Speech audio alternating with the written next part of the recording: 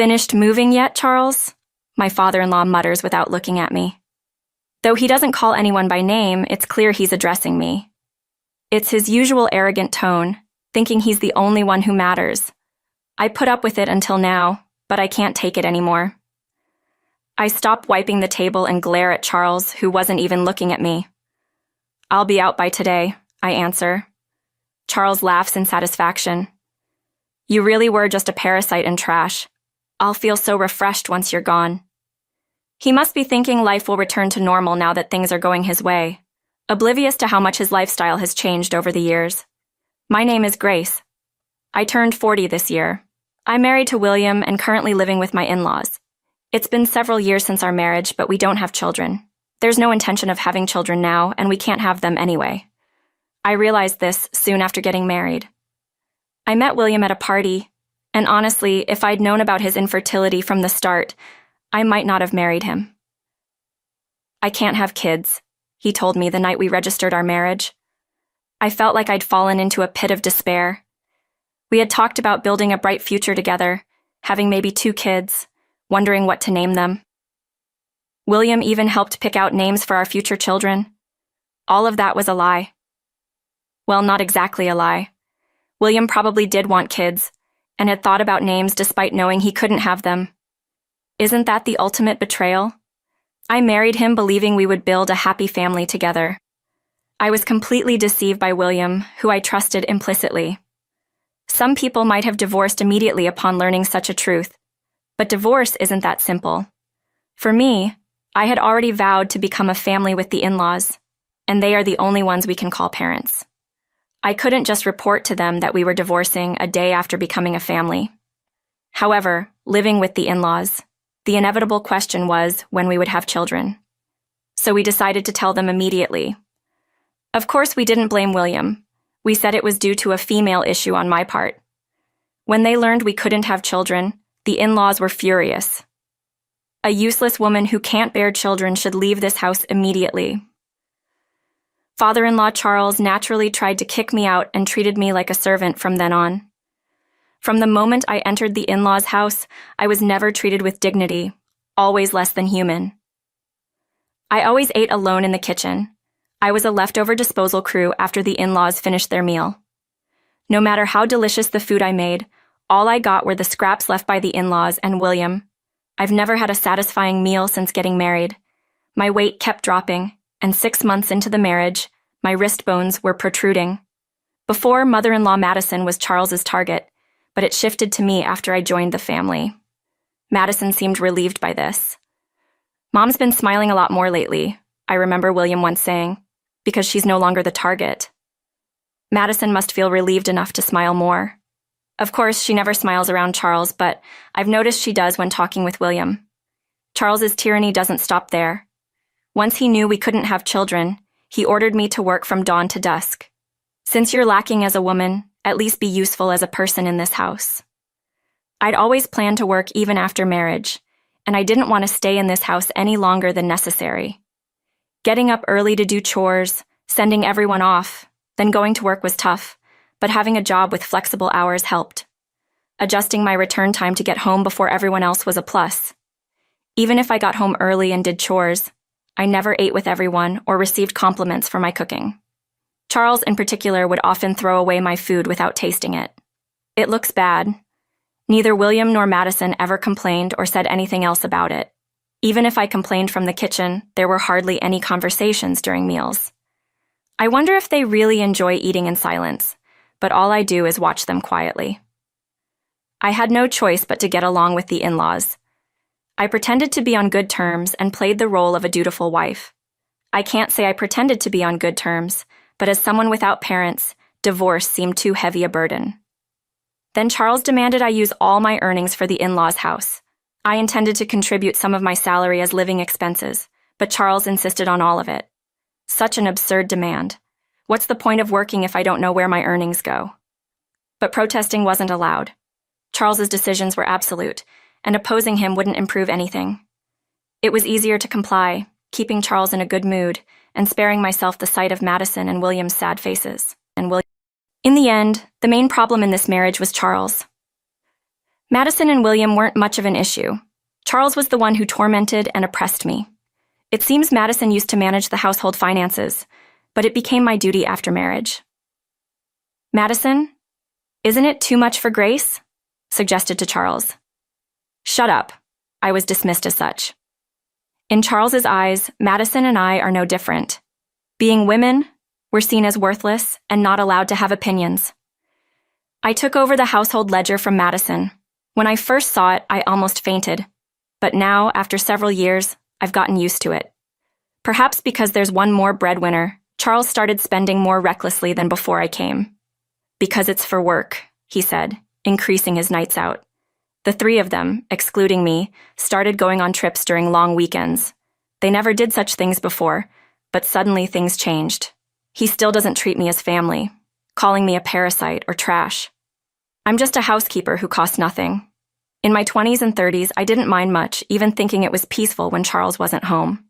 But as I approached 40, I couldn't tolerate Charles's behavior anymore. Listening to him and silently obeying seemed foolish and bothersome. I lost my fear of Charles and started talking back.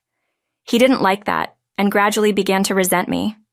The negative loop continued to worsen, and recently my relationship with Charles had become extremely strained, with almost no conversation between us. Whenever Charles did speak, it was only to badmouth me. I would retort in kind, making the atmosphere at home dreadful. It had escalated to the point where he was telling me to leave the house, but I wouldn't stay quiet. Where do you expect me to go, knowing I have no parents? I'd snap back every time. Charles would slam his glass onto the table in anger. He'd broken so many glasses this way that I lost count. Why should I have to think about that? A woman like you shouldn't talk back to me. Madison and William would quickly leave the room, sensing another outburst. Once it got to this point, it was Charles's show. You don't appreciate that you're allowed to stay in this house. Don't get too high and mighty, you parasite.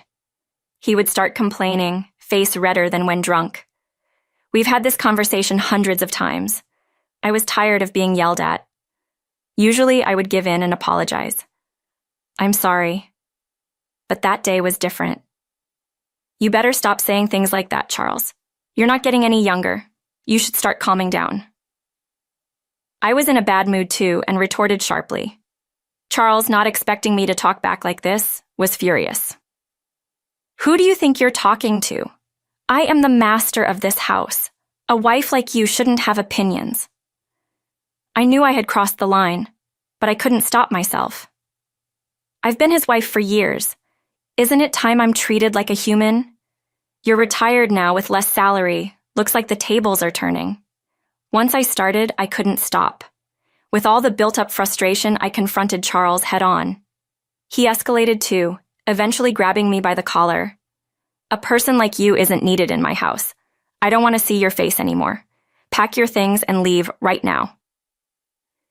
He yelled so loud that the furniture shook, pushing me away. I should have apologized right there, but I couldn't hold back anymore. Fine. You want me to leave? That'll make you happy, right? Charles, looking down on me, spat out, Yes. Unable to stay silent, I said, Then I'll do it. He stormed off to his room with a loud noise, and I, a bit calmer, started cleaning the living room Charles had dirtied. Madison came to check on me with a worried look, but left without saying anything, returning to her room. I had no place in this house anymore. Neither William nor Madison would protect me.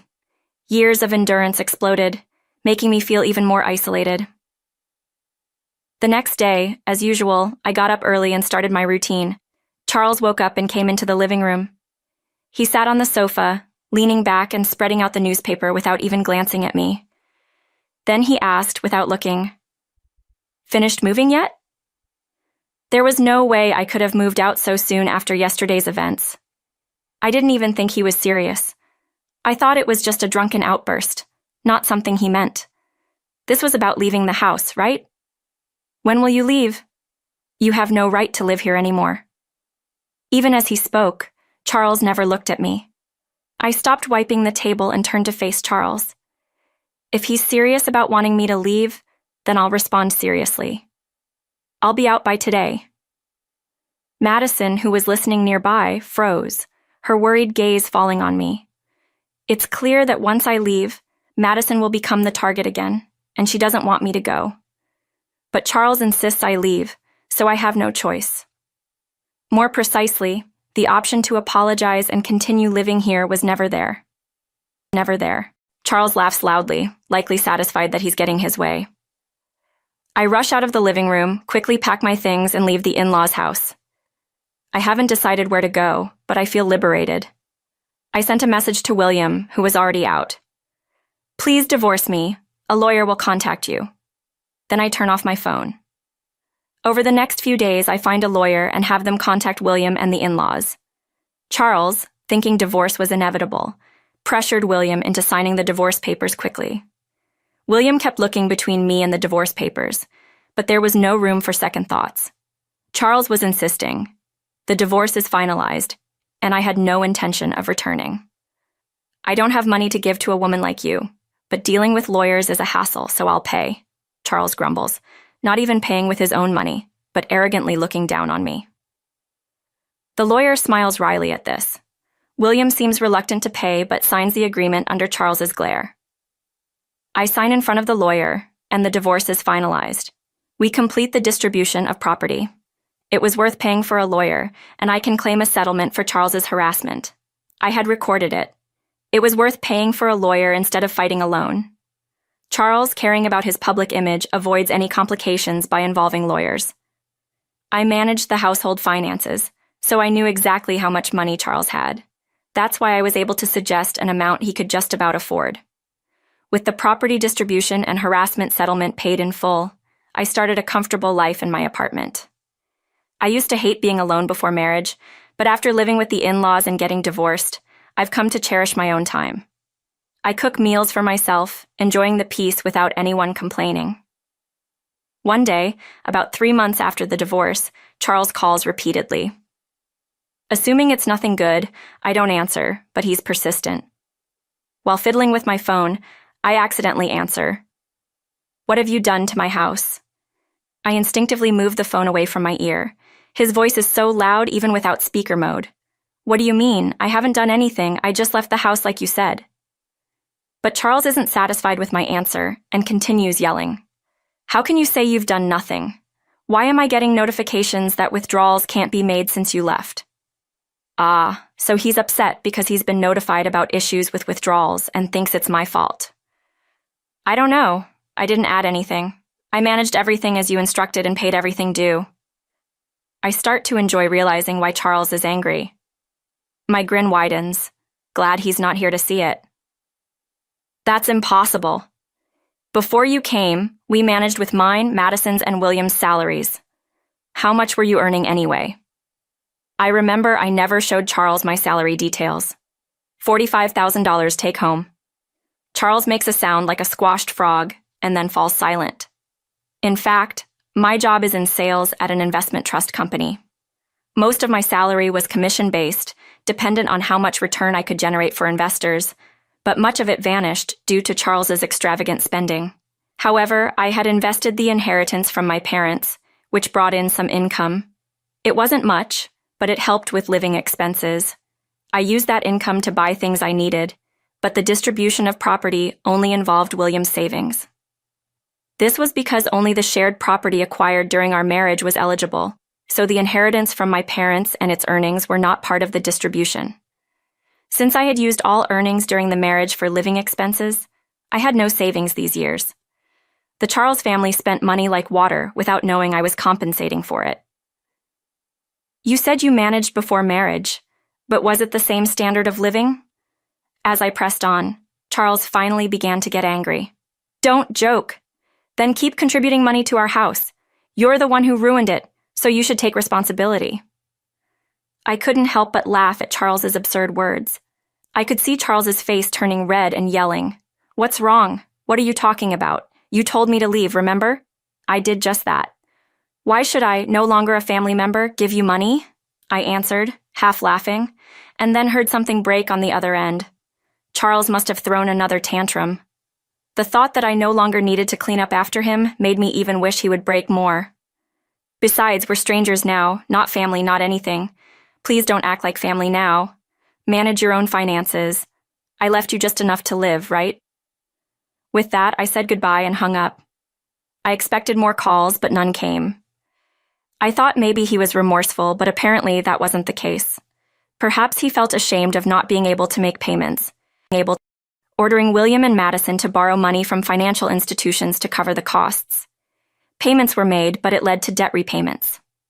Unwilling to change their lifestyle, they continued living as when I was there. If you live like that, you won't be able to make regular payments or repay your debts. Unable to meet regular payments and debt repayments, they accumulated more debt every month. I heard about this when William contacted me, pathetically considering reconciliation. Moreover, William, I'm cutting ties with Dad, so let's get back together, he even said. How can he say that now when he never stood up for me against Charles's harassment? I chose to stay with William, even knowing we couldn't have children, but he never protected me. I have no intention of returning to him. He might have felt suffocated by Charles, but that's no longer my concern. I wish they realized the extent of their actions and suffer. Now the in-laws are struggling with debt, but can't reduce their lifestyle standards. Charles is now a contract worker with a reduced salary, and Madison and William have started part-time security jobs. It's not just Charles, it's Madison and William too. Despite being at their limit, they won't lower their living standards. I used to be desperate to protect William, but now I live for myself. At 40, having children might be difficult, but I'm open to the possibility. Before the divorce, waking up was a chore, but now I wake up feeling refreshed. I look forward to a better future in my new life.